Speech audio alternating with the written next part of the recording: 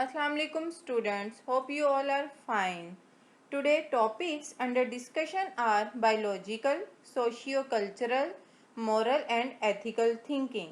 So let's get started with today's lecture. Biological environmental aspect. The natural biological factors such as wild animals and plants or bacteria that affect human life as in a particular place or period are called biological environmental aspect. जो भी natural biological factors होते हैं जिससे कि wild wild animals plants और bacteria वो जब उस जगह पे रहने वाले लोगों की लाइफ को इफ़ेक्ट करते हैं तो हम उसको क्या बोलते हैं biological environmental aspect. So students biological environmental aspect का सबसे इम्पोर्टेंट फैक्टर है ecology. So before discussing ecology हम लोग क्या करते हैं इन्वायरमेंट का एक ओवरव्यू ले लेते हैं. इन्वायरमेंट है क्या? जहाँ हम रहते हैं उस जगह को हम कहते हैं इन्वायरमेंट. इन्वायरमेंट एक तरह का हमारा घर है क्योंकि ये हमें शेल्टर फूड वाटर सब कुछ प्रोवाइड करता है. यानी सरवाइव करने के लिए जिन जिन चीज़ों की ज़रूरत होती है वो सब कौन प्रोवाइड करता है? वो सब कुछ हमें इन्वायरमेंट प्रोवाइड करता है. So for healthy life, it's necessary that environment should be healthy. अब हम बात करते हैं इकोलॉजी की. Ecology is the branch of biology concerning interactions among organisms and their biophysical environment. Ecology का मतलब है एक जिंदा चीज़ दूसरी जिंदा चीज़ों के साथ कैसे इंटरेक्ट करती है और इसी तरह एक जिंदा चीज़ अपने माहौल के साथ कैसे इंटरेक्ट करती है. The word ecology comes from two Greek words, oikos जिसका मतलब है होम और logos जिसका मतलब है अंडरस्टैंडिंग. इकोलॉजी का कॉन्सेप्ट समझने के लिए हम एक मिसाल लेते हैं. लेट्स सपोज इंसान है साथ साथ और भी लिविंग ऑर्गेनिजम्स हैं लाइक काओ गोट एट्सेट्रा. तो हम कह सकते हैं कि डिफरेंट लिविंग ऑर्गेनिजम्स एक साथ रह सकती हैं. जैसा कि हम जानते हैं कि इन्वायरमेंट के भी दो कंपोनेंट्स होते हैं बायोटिक और abiotic.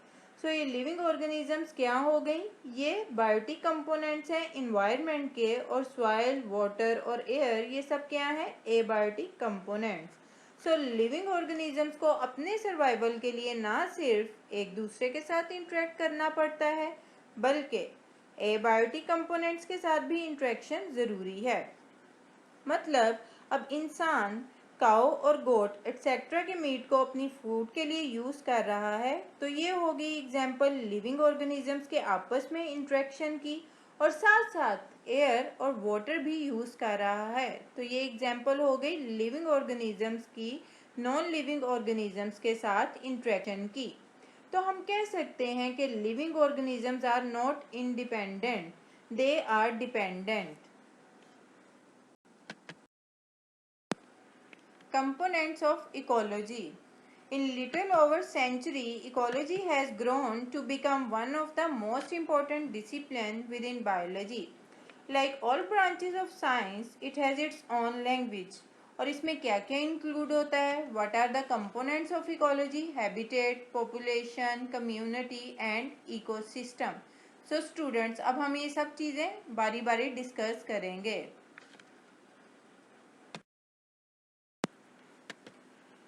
Habitat.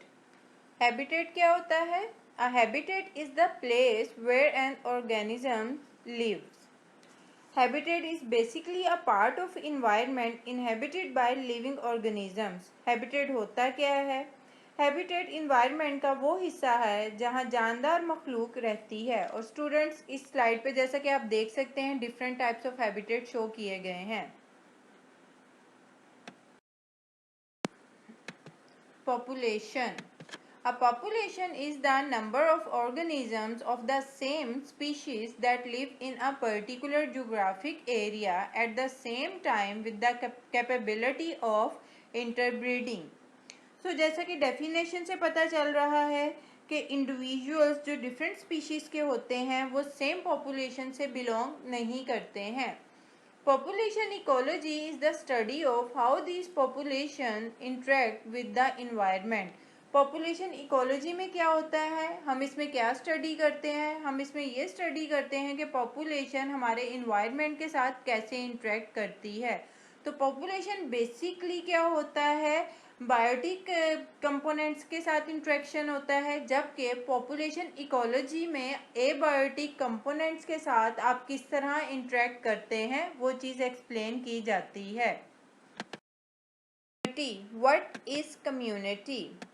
A community is a group or association of populations of two or more different species occupying the same geographical area at the same time.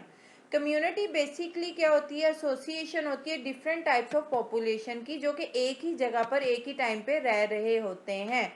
Let's suppose forest community is an assemblage of different population interacting with one another within the same environment.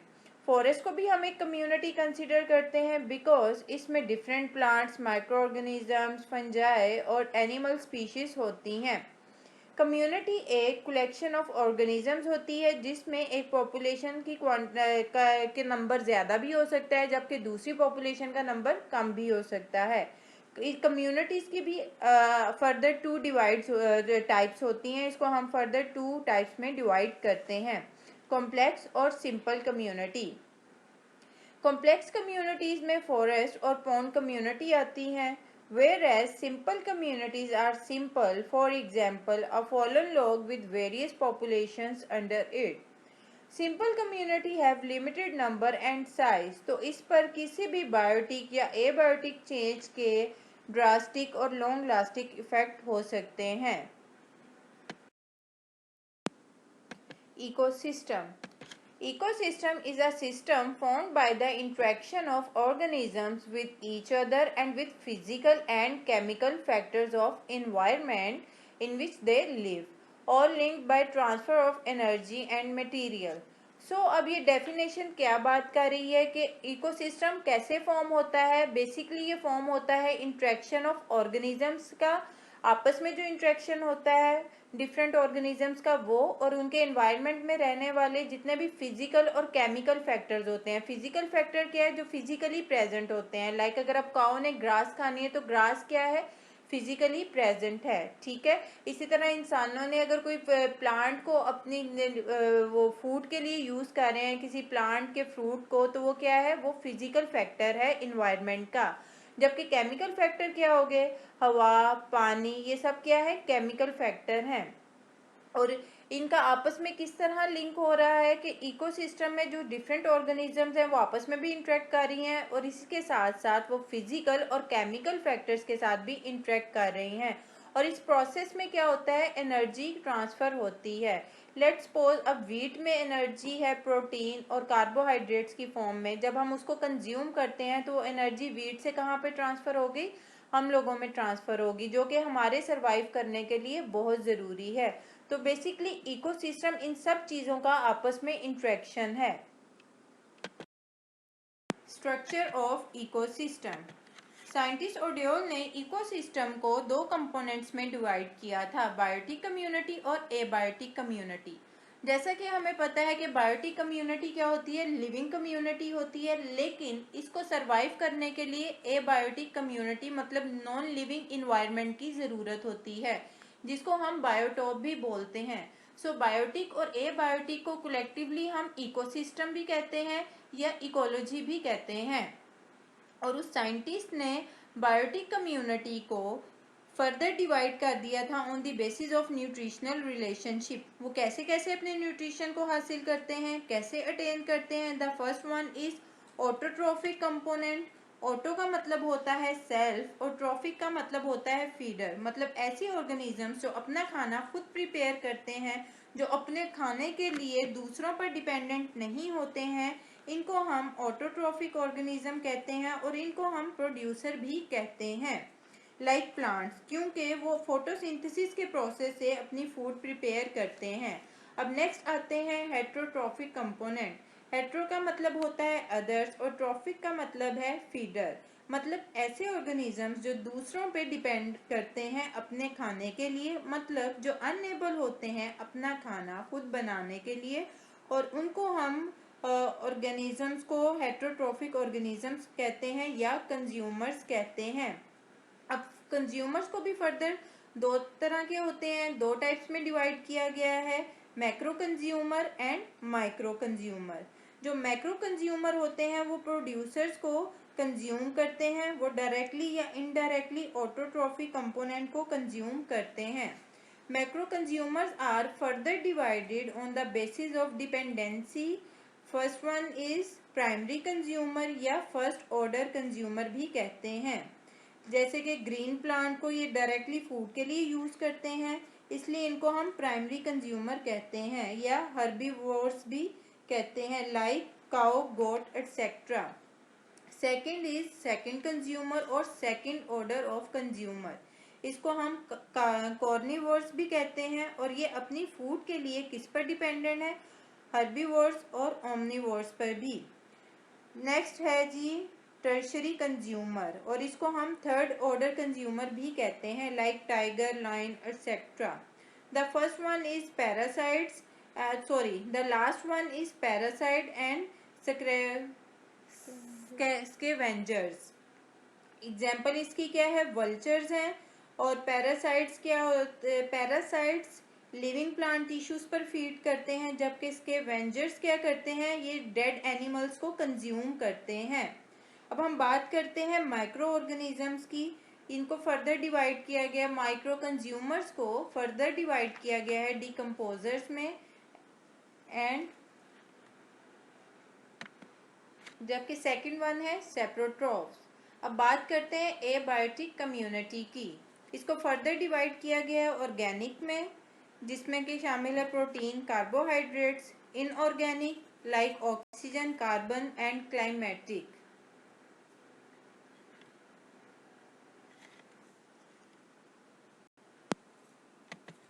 Functions of ecosystem. Following are the functions of ecosystem: to manufacture food, to distribute energy, and material cycling. Socio-cultural environmental aspect. A socio-cultural environment is a combination of social and cultural factors. जैसा कि definition से पता चल रहा है कि socio cultural environmental aspect किस किस का कम्बिनेशन है, सोशल और कल्चरल फैक्टर्स का। Due to the strong interaction that exist in between them, it is very difficult to assess their separate influence on the business operation of multinational companies और in our routine life. Example social cultural की क्या है जी, an example of social cultural is knowing about the people around you and their family background, कि जो से लोग आपके सराउंडिंग में रह रहे हैं वो कौन है और उनका फैमिली बैकग्राउंड क्या है, वो इस टर्म से बिलोंग करता है। Socio cultural characteristics. Socio cultural factors include customs, lifestyle, and values that characterize a society: aesthetics, education, language, law and politics, religion, social organizations, technology and material culture, value and attitudes. Moral and ethical thinking. Before discussing moral and ethical thinking, let's start with the meaning of ethics. Ethics का मतलब क्या होता है? Ethics basically moral principles होते हैं, and moral is concerned with the principle of right and wrong. So this is ethics. और अब हमने पढ़ना है ethical value के बारे में। Environmental ethics is the philosophical discipline that considers the moral and ethical relationship of human beings to the environment. Moral और ethical environmental aspect basically human being का इसके environment से ethical relationship है। Ethical value या ethical thinking को हम existence value भी कहते हैं। इसको हम existence value इसलिए कहते हैं कि अगर कोई स्पीशीज ऐसी प्रेजेंट है जो हमारे मतलब ह्यूमंस के यूज में नहीं आती, इसके पास स्टिल एक राइट है कि वो एग्जिस्ट करे, और ह्यूमंस की ये रिस्पॉन्सिबिलिटी है कि इसको वो प्रोटेक्ट करें। Even if a species is one of no use to humans, it can still have a value and right to exist, and humans have a responsibility to protect them. ये existence value base करती है live and let live के concept पर। Ethical values ये नहीं कहती कि सिर्फ स्पीशीज को प्रिजर्व करो, बल्कि स्पीशीज के साथ साथ इकोसिस्टम और इन्वायरमेंट को भी प्रोटेक्ट करो। एथिकल वैल्यूज का पर्पस ना सिर्फ नेचुरल एंटिटीज को प्रोटेक्ट करना है, बल्कि इसका फोकस नेचुरल रिसोर्सेज का सस्टेनेबल यूज भी है। Environmental ethics help define man's morals and ethical obligations toward the environment. Water and air pollution, depletion of natural resources, loss of biodiversity, destruction of ecosystem, global और climate change, ये सब environmental ethics का part हैं, क्योंकि इन सब issues की cause human being ही हैं। लेकिन अगर इंसान नेचुरल रिसोर्सेज को सेंसिबली यूज़ करे तो ना सिर्फ इन्वायरमेंट हेल्दी रहेगा, बल्कि ये सस्टेनेबल डेवलपमेंट में भी बहुत हेल्पफुल है। Thank you. अल्लाह हाफिज़।